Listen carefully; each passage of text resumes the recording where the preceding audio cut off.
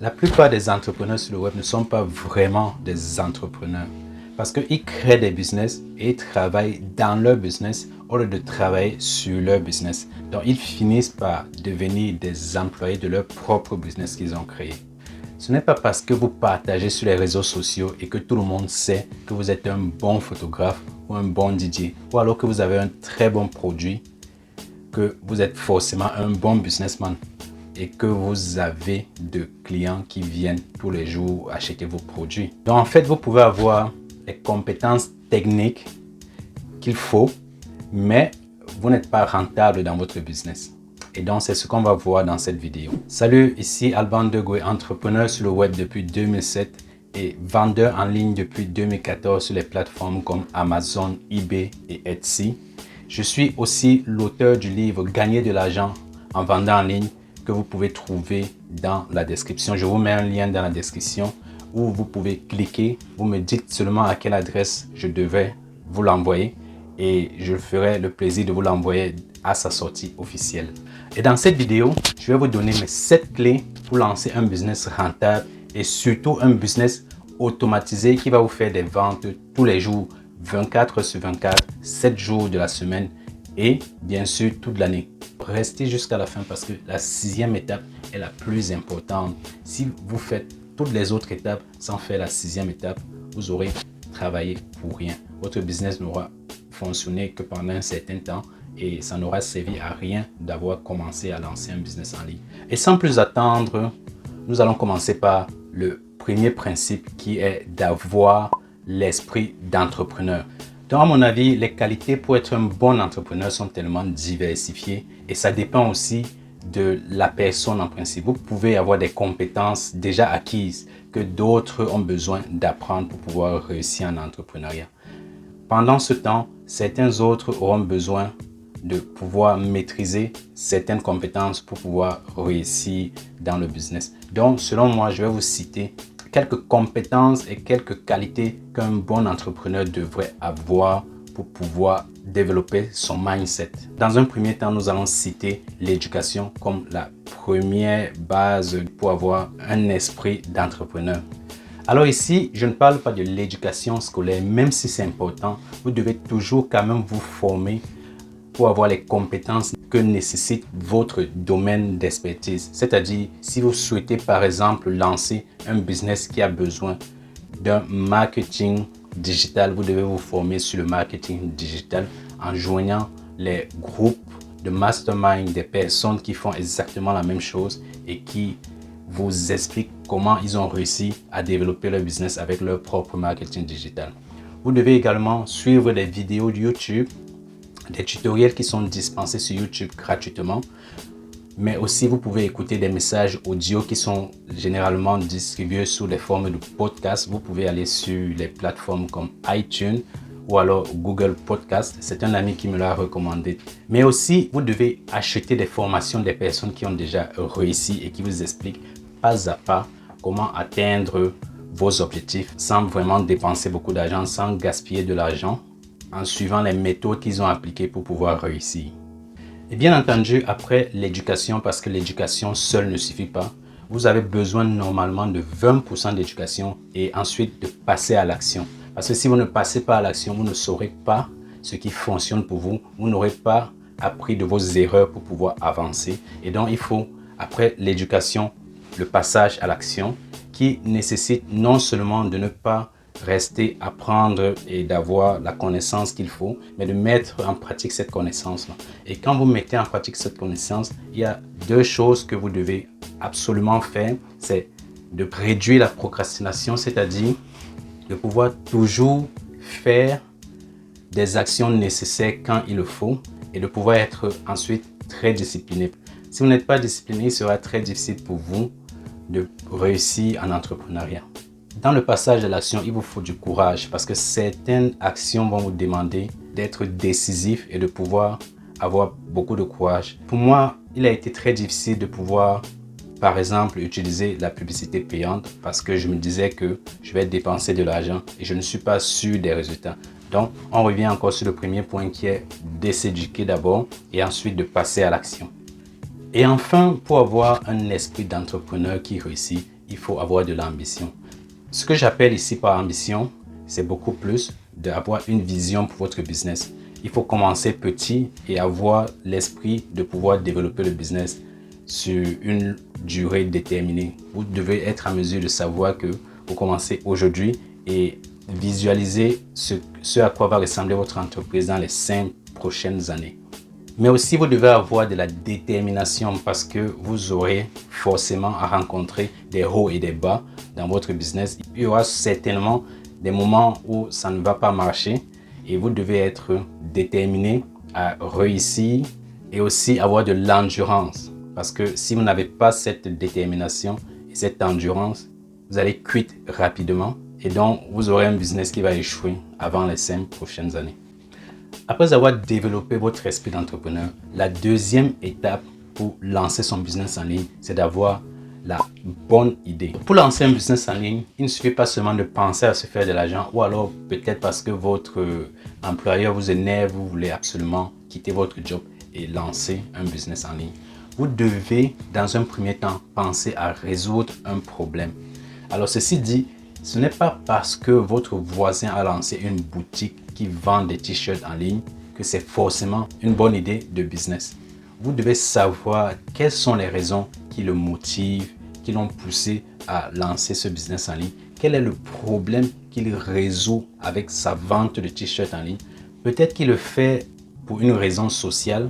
Peut-être qu'il y a une histoire touchante qui motive ses fans et les acheteurs à acheter ces t-shirts. Donc, vous devez absolument savoir quel est le problème qu'il résout en vendant les t-shirts en ligne. Et il faut savoir que tout produit ou tout service qu'on vend est une solution à un problème. Alors, donc, cherchez toujours à résoudre un problème. Vous pouvez observer votre environnement, chercher les failles de ce qui ne fonctionne pas et essayer de résoudre absolument ces failles-là. Et c'est de cette manière que vous pouvez trouver la bonne idée pour votre business. Dans le e-commerce, c'est un peu plus facile de le faire parce que vous pouvez prendre un produit qui se vend déjà sur le marché, mais qui a quelques lacunes et vous l'améliorer. Et de cette manière, il sera plus facile pour vous de trouver la bonne idée pour votre business. Je vous explique cela en détail dans les formations de e-commerce. D'ailleurs, si vous aimez ce type de contenu, n'hésitez pas à vous abonner, à activer la cloche de notification parce que chaque semaine, chaque vendredi à partir de 17 h, je vous envoie une vidéo avec du contenu pour pouvoir lancer votre business en ligne et surtout dans le e-commerce. Vous avez trouvé le problème à résoudre. La troisième étape consiste donc à résoudre ce problème. Et la meilleure manière de résoudre ce problème, ce serait de créer un produit ou un service autour de la solution de ce problème-là. Et donc la solution peut être sous plusieurs formes. Pour résoudre par exemple un problème avec des conseils, vous devez soit créer un e-book, faire des vidéos explicatives que vous allez mettre à la disposition de vos clients et créer du contenu avec des informations qui pourront aider les personnes qui ont le problème. La solution peut être aussi sous forme physique. Par exemple, si vous constatez qu'un produit se vend bien sur le marché mais est de mauvaise qualité, vous pouvez acheter ce produit, regarder qu'est-ce qui ne fonctionne pas exactement sur le produit, l'améliorer et proposer le même produit avec une meilleure qualité sur le marché pour pouvoir satisfaire la clientèle. Je vais vous prendre un exemple tout bête. Il m'arrive souvent d'acheter un téléphone portable que j'envoie en Afrique à ma mère, au Cameroun, et après 1 an, elle me dit que son téléphone portable ne fonctionne plus. Et quand j'ai fait des petites investigations, je me suis rendu compte que les câbles sont vendus très moins cher au Cameroun, mais la qualité de ces câbles raccourcit la durée de vie de la batterie. Donc, pour pouvoir remédier à ce genre de problème, j'ai toujours pensé à regarder quels sont les prix des câbles qui se vendent sur le marché, pouvoir aller directement à la source pour pouvoir produire mes propres câbles et les vendre un peu plus cher. Au lieu de 1000 francs CFA par exemple, je les vends à 5000 francs CFA.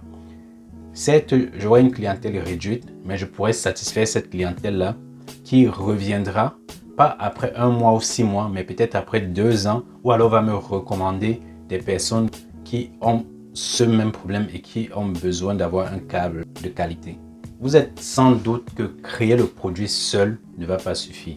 Quand vous l'avez créé pour pouvoir résoudre le problème, il vous faut maintenant faire connaître ce produit. Et donc, l'une des méthodes pour pouvoir faire connaître le produit est de créer du contenu autour de ce produit-là. La création de contenu autour du produit peut être diversifiée en fonction du produit même que vous créez.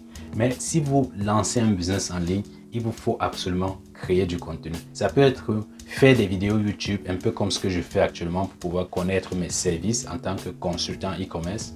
Ça peut être également d'écrire des articles. Je fais exactement la même chose parce que tout le monde ne va pas sur YouTube pour pouvoir être informé de comment faire du marketing sur un produit. Donc, certains tapent la recherche sur Google et tombent sur un de mes articles qu'ils lisent. Vous pouvez également alimenter les réseaux sociaux, ce qui va permettre d'avoir un contact direct avec les potentiels clients qui ont besoin de ce service-là. Et c'est assez important de créer du contenu parce que c'est la meilleure manière de donner la visibilité à votre produit, de pouvoir être en contact direct avec vos clients et de pouvoir fidéliser vos fans et la clientèle qui a potentiellement besoin de votre produit ou service. Mais c'est aussi le moyen de pouvoir éduquer les gens sur le produit ou le service en question et de pouvoir créer la confiance. Et donc, l'une des manières de pouvoir fidéliser ses clients, c'est de faire de l'email marketing, qui vous donne la possibilité d'envoyer des emails automatisés à vos clients ou à vos prospects depuis la prise de contact jusqu'à la vente du produit. La deuxième méthode de faire du marketing autour de votre produit, c'est de faire la publicité payante. Malgré tous vos efforts de création de contenu, vous ne pouvez pas atteindre tout le monde. Et la publicité payante va vous permettre d'étendre la portée de votre message un peu plus loin. Et avec les ressources d'aujourd'hui, vous pouvez même encore cibler une clientèle très précise. Et l'importance de la publicité payante se fera encore ressentir si vous faites de l'e-commerce. Par exemple, avec Amazon, pour pouvoir être à la première page de vente, il vous faut faire de la publicité pour donner de la visibilité à votre produit. Et si vous vendez avec votre propre site, avec Shopify, la publicité payante de Google et de Facebook va vous permettre de mettre votre produit directement devant les yeux de votre potentiel client. La cinquième étape pour avoir un business rentable, c'est de bien sûr automatiser ce business. L'une des raisons pour lesquelles on lance son business en ligne, c'est pour atteindre plus de personnes, faire plus de ventes, mais surtout travailler moins et être libre. Pour faire fonctionner votre business en ligne, vous devez penser donc à l'automatiser parce que vous ne pouvez pas atteindre tout le monde tout le temps en publiant sur les réseaux sociaux chaque jour. D'où l'importance de la publicité payante qui fonctionne sans votre intervention, qui va cibler les personnes que vous avez besoin pour pouvoir acheter vos produits. Mais aussi, vous ne pouvez pas bondir à chaque fois sur votre ordinateur pour pouvoir envoyer un mail à un client qui vient de s'inscrire sur votre newsletter. C'est aussi un système que vous devez automatiser pour pouvoir envoyer des emails automatiques à vos clients à chaque fois que le client s'enregistre sur votre newsletter. Et peut-être 3 jours plus tard, vous lui envoyez un mail pour lui proposer le produit que vous vendez. Il y a bien sûr d'autres domaines de votre business que vous pouvez automatiser. Si je prends l'exemple de l'e-commerce, qui est mon cas, vous pouvez automatiser la livraison des commandes directement chez le client. C'est le cas avec Amazon FBA qui vous permet d'acheter un produit en Chine, de pouvoir l'expédier dans les entrepôts d'Amazon. Et lorsque vous faites une vente, Amazon se charge d'emballer le produit et de pouvoir le livrer directement chez le client sans aucune action de votre part. Et ceci est aussi possible avec le dropshipping. Lorsque vous avez votre boutique en ligne et le client passe une commande sur votre boutique, le fournisseur en Chine emballe le produit et l'expédie directement chez le client. Mais il y a toujours un domaine dans votre business qui va demander une intervention humaine de votre part et que vous ne pouvez pas absolument automatiser. Par exemple, si un client a besoin d'une réponse précise sur un de vos produits, il vous faut vous asseoir devant votre ordinateur et pouvoir répondre au mail de ce client. Mais j'ai la bonne nouvelle pour vous.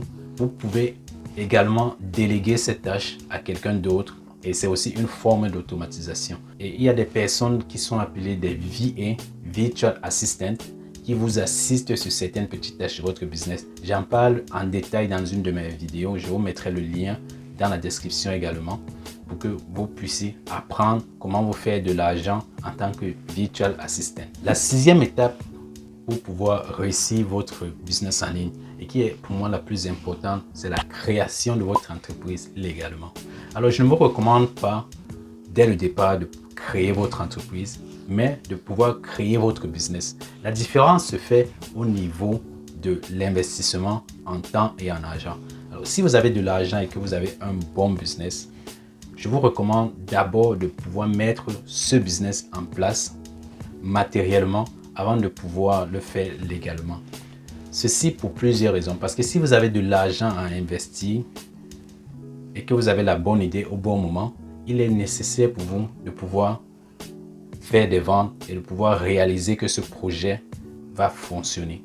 Pour moi, ce serait frustrant de pouvoir créer votre entreprise et d'avoir un business qui ne fonctionne pas. Donc, il est indispensable de pouvoir faire vos premières ventes, de pouvoir réaliser que le business en lui-même fonctionne déjà. Quand vous avez réussi à faire des ventes, vous pouvez enfin créer votre entreprise légalement. Et maintenant, au moment de la création de votre entreprise légalement, n'oubliez pas de donner la date et les chiffres que vous avez réalisés jusque-là pour pouvoir être en règle avec les lois et les réglementations de votre pays. Créer son entreprise après avoir commencé son activité n'est pas valable pour tout type de business. Dans le cas de Amazon FBA, si vous voulez vous lancer en tant que vendeur professionnel, il vous faut absolument créer d'abord votre entreprise avant de lancer votre business. Mais ceci dit, si vous voulez tester le marché, vous pouvez commencer à vendre en très petite quantité. Je pense qu'Amazon vous conseille de vendre moins de 25 articles par mois pour pouvoir vendre en tant que particulier. Alors quand vous n'avez pas cette information-là, il est difficile pour vous de pouvoir vous lancer dans un business. C'est pour ça qu'il est crucial de pouvoir s'informer, de s'éduquer et d'avoir le mindset ou alors l'état d'esprit d'entrepreneur dont je parlais au début de cette vidéo. La septième et la dernière étape, qui est aussi une étape à ne pas négliger, c'est de répéter le processus. Généralement, il est très difficile. Je dirais même que c'est rare de pouvoir être rentable au lancement de son premier business. Les entrepreneurs qui ont des business rentables et qui ont du succès disent que les meilleurs business sont rentables à partir de la 5e année et que 90% des business meurent avant leur 3e année. La 7e et la dernière étape de votre business, c'est de pouvoir faire grandir votre business.